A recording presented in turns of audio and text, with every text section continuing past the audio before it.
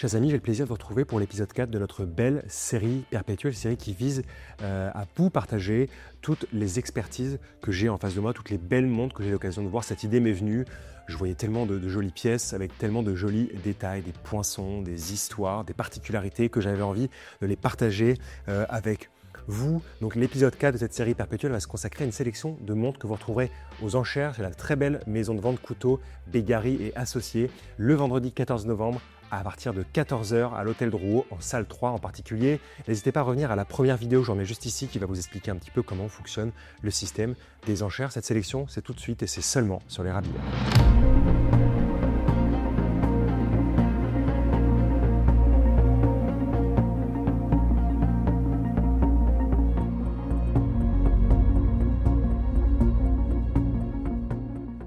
On va commencer avec une pièce vraiment exceptionnelle. Il s'agit d'une référence 2447S de chez Heuer, donc une Carrera. Et quand j'ai vu cette montre pour la première fois, vous savez, je l'ai vue comme ça dans les montres que je devais expertiser, je me suis dit, bon, très sympa cette Carrera, mais voilà, je suis passé dans les autres montres et j'ai regardé, j'ai vu des montres de poche, j'ai vu d'autres montres en or, je dis, bah, c'est très joli, avec des formes particulières.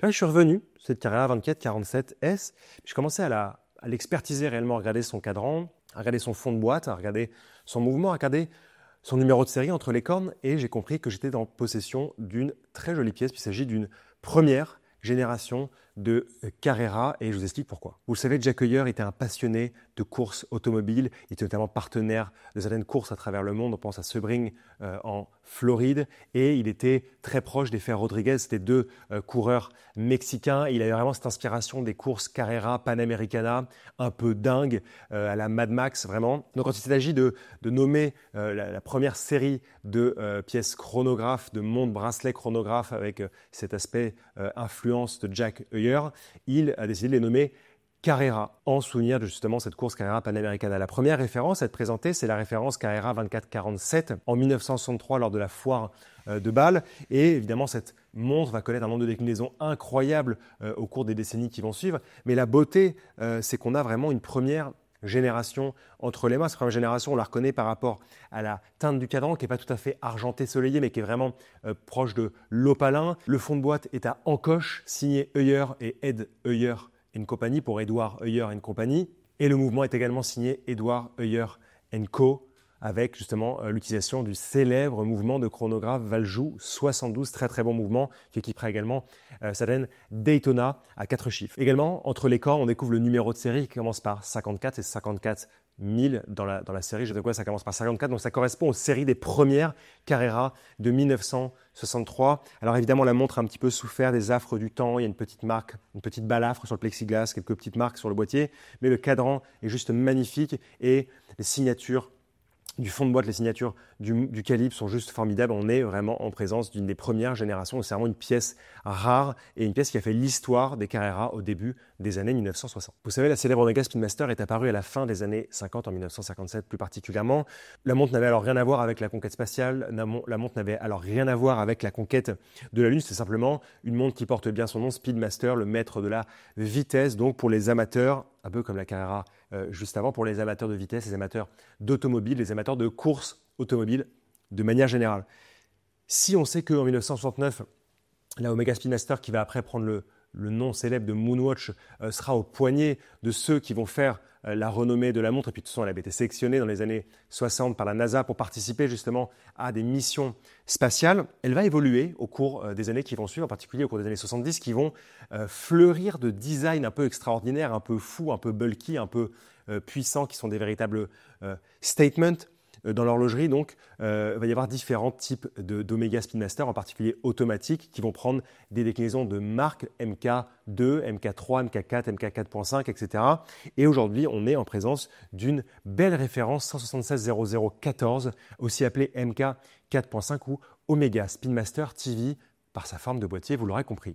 On est vraiment en présence d'une montre qui étonne par la profusion d'informations de son cadran. Déjà, moi j'adore son cadran puisqu'il n'est pas vraiment bleu, il est bleu, gris, violet avec des reflets soleillés juste magnifiques. Vous avez la petite seconde à 9 h, un affichage 24 h à midi. Vous avez à la fois au centre l'aiguille de chronographe des secondes, mais aussi l'aiguille de chronographe des minutes qui est signalée par une extrémité qui ressemble un petit peu à un petit avion. Vous avez un totalisateur des 12 heures du chronographe à 6 h et l'affichage du jour et de la date par fenêtre à 9 heures. Donc vraiment une montre très complète, une montre de bonne taille, une montre qui marque par ce bracelet hyper intéressant Omega avec ses larges maillons qui sont aussi assez épais. Bref, une montre dont la production commence juste avant le milieu des années 70, 74 de mémoire et qui finit à la fin des années 70, 77, 78 selon les écrits. Mais vraiment une pièce de qualité, une pièce qui choque par sa forme, une pièce qui hérite de toute l'histoire de la Speedmaster et qui la continue de la plus belle des manières. Chers amis, si on continue du côté d'Omega, j'ai le plaisir de vous présenter une magnifique Omega Constellation dite Paipan par la forme à 12 pans de son cadran qui ressemble un peu à un moule pour faire des gâteaux. Voilà, en horlogerie, on trouve toujours des petits concepts sympas. Mais si on regarde la montre et si on regarde son cadran, vous voyez sur les images de Valentin, il y a vraiment de la beauté. La constellation, c'est la montre qui va chercher les étoiles en termes de précision. Les constellations sont certifiées chronomètre, c'est d'ailleurs ce que vous voyez sur le cadran automatique, Chronometer Officially Certified. Et au dos, toujours pour ces constellations, on retrouve l'observatoire, le médaillon de l'observatoire. Ici, évidemment, la montre est en or 18 carats, donc le médaillon est aussi en or 18 carats, avec toutes les étoiles dans le ciel, qui correspondent, chers amis, à toutes les victoires en observatoire qu'aurait gagné Omega, tous les premiers prix. Détail intéressant, et ça je l'ai remarqué un peu plus tard, et c'est Valentin qui me le a remarqué, quand on regarde le dôme de l'observatoire, on remarque qu'il a des petites briques, et d'après mes observations, quand on va voir justement ce dôme Omega avec des briques, on est en présence d'une montre en or 18 carats, et quand on a le dôme qui est lisse, nous sommes en présence d'une montre en acier. D'après mes observations, ça match et c'est toujours joli quand on fait des expertises d'avoir des petits points de repère, un savoir non nécessaire mais un savoir beau pour autant.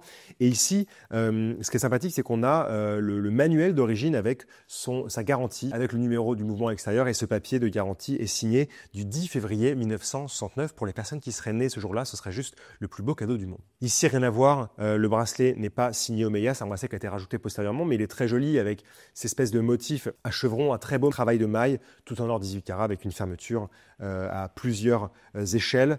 Vraiment une très belle pièce dont on ne se lassera jamais, surtout dans son état original a priori du premier propriétaire. On ne peut rien ajouter de plus là-dessus. Si on parle d'or 18 carats, on va continuer non pas avec un or jaune, mais avec un or gris. J'ai le plaisir d'avoir devant moi une très très belle pièce Boucheron carré. Vous savez, Boucheron était vraiment connu pour ses systèmes de fermeture. Ici, une fermeture à glissière brevetée pour le bracelet. Parfois, c'est au niveau du boîtier qu'on va directement détacher le bracelet. La pièce est décorée de la plus belle des manières, à la fois sur sa lunette, sur son cadran d'un motif clou de Paris. Et ce petit bracelet en maille brique est juste magnifique. On a la boîte Boucheron d'origine. Et ce qui attire mon regard quand j'expertise des pièces de ce genre, c'est évidemment le fond de boîtier. Vous allez avoir le numéro de série de la montre, ça c'est une évidence, mais également la signature Boucheron Paris ici, agrémentée d'un petit symbole Omega. Vous le savez, Boucheron a travaillé avec de nombreuses marques, ne fabriquait pas ses mouvements, a travaillé avec de nombreuses marques pour l'aider à fabriquer ses mouvements. On pense à Frédéric Piguet, on pense à Omega, on pense à Eterna pour de rares calibres automatiques. C'est très très rare de voir des Boucherons avec des calibres automatiques, mais ils sont signés Eterna. Et ici, vous le savez, comme d'habitude, sur les calibres Omega, on peut dater exactement l'année de la montre. Nous sommes sur un calibre en 21 millions qui date la montre à 1964. Rien d'étonnant. Vous le savez, la Boucheron Reflex, j'adore tant, avec cette forme rectangulaire, apparaît à la fin des années 40. La Boucheron Carré apparaît au début des années 60, en 1960 a priori. Donc là, on a vraiment une des premières pièces de cette collection Boucheron Carré qui, évidemment, tire son nom de sa forme avec un calibre Omega. Tout est cohérent, c'est une très belle pièce avec sa boîte d'origine signée Boucheron. Vous savez comment faire des heureux. Chers amis, nous allons clôturer cette sélection de montres de la vente Couteau-Billari du 14 novembre avec une pièce que j'aime tout particulièrement. Vous connaissez mon amour pour les montres de poche, en tout cas pour tous les objets horlogers qui sortent des montres bracelets. Ici, nous sommes en possession d'une pièce signée L. Leroy et Cie pour Louis Leroy et compagnie, numérotée 12 395. Il y a beaucoup de choses qui sont dites à propos des maisons Leroy. Vous avez pu voir par le passé le roi en deux mots, le roi en un seul mot, le roi et fils, le roi et Cie pour Leroy et compagnie. Et c'est vrai que c'est toujours le bazar quand on a du Leroy. Il y a beaucoup de recherches qui ont été faites à ce propos. Et ce qu'il faut retenir, c'est que les horlogers s'appelant Leroy, il y en a eu un grand nombre. On pense évidemment à Julien Leroy, on pense à Basile Leroy qui est né de mémoire en 1731. Et en fait, cette dynastie d'horlogers, cette famille va beaucoup évoluer. Et il faut retenir que la maison Leroy et fils, donc le plus loin roi, R-O-Y et fils, ou Leroy et compagnie, sont la même maison, la même descendance. Et de l'autre côté, vous avez Leroy et fils, donc Leroy en un seul mot, qui était à peu près au même endroit, mais qui n'a rien à voir avec les deux noms que je vous ai cités précédemment, n'a rien à voir avec la société que je vous ai citée précédemment. Ce qu'il faut savoir, sans vous faire toute l'histoire, c'est que dans le dernier quart du 19e siècle, la maison va prendre le nom Louis, donc L, Leroy et compagnie, et c'est vraiment le successeur de toute cette folle histoire de la dynastie d'horloger Leroy. Et si la maison était auparavant au Palais Royal, elle va évoluer par la suite au 4 Faubourg Saint-Honoré. Et il y a eu dans la famille des Leroy des horlogers évidemment de la marine. Ça, c'est tout le lien avec la montre que j'ai envie de vous présenter aujourd'hui, qui est une large montre de poche en argent 800 millième. Quand on voit le petit poinçon crabe, on sait qu'on a affaire à de l'argent, et en particulier à de l'argent dont le titre est 800 millième. Et on a vraiment cette montre de poche magnifique avec ce large cadran en émail, cette minuterie chemin de fer noir, ces chiffres romains qui sont appliqués en décalque, qui sont noirs, une petite seconde à midi de magnifiques aiguilles bleuies, en particulier l'aiguille des heures de forme poire. Et quand on ouvre la montre, on a le plaisir de lire sur le cache-poussière L. Leroy et compagnie, horloger de la marine, 7 boulevard de la Madeleine à Paris. Donc en fait, on a plusieurs indices sur la montre. Tout d'abord, évidemment, la signature Leroy et compagnie qui est bonne. Le 7 boulevard de la Madeleine qui était l'ancienne adresse, une des adresses de Leroy et compagnie. Et vous avez ici la boîte en bois qui souvent accueillait les petites montres de poche de marine ou même les chronomètres de marine un peu plus anciens, mais il y en avait aussi à la période qui sont vraiment qui fonctionnent sur cardan, qui permettent de garder de la stabilité dans les navires. Mais ici, on a la petite boîte en bois avec marqué à l'intérieur Louis Leroy et compagnie, horloger de la marine, 4 Faubourg Saint-Honoré, avec la date des dernières huiles, ça veut dire la date du dernier rhabillage de novembre 1954. C'est parce que l'entreprise, encore une fois, avait bougé au Faubourg Saint-Honoré juste après. Ce que j'aime à l'intérieur, c'est qu'on a le poinçon SG avec une clé, qui est le poinçon de la Société Générale des boîtes d'or de Besançon, qui fabrique évidemment des boîtiers en métaux précieux comme l'argent. Un très très beau calibre, signé Louis Leroy et compagnie, numéroté 12395, c'est le numéro qu'on trouve sur le cadran, avec un échappement à encre et vraiment un réglage très très fin de la raquette. Toutes les pièces sont soignées, il y a de l'anglage sur les ponts.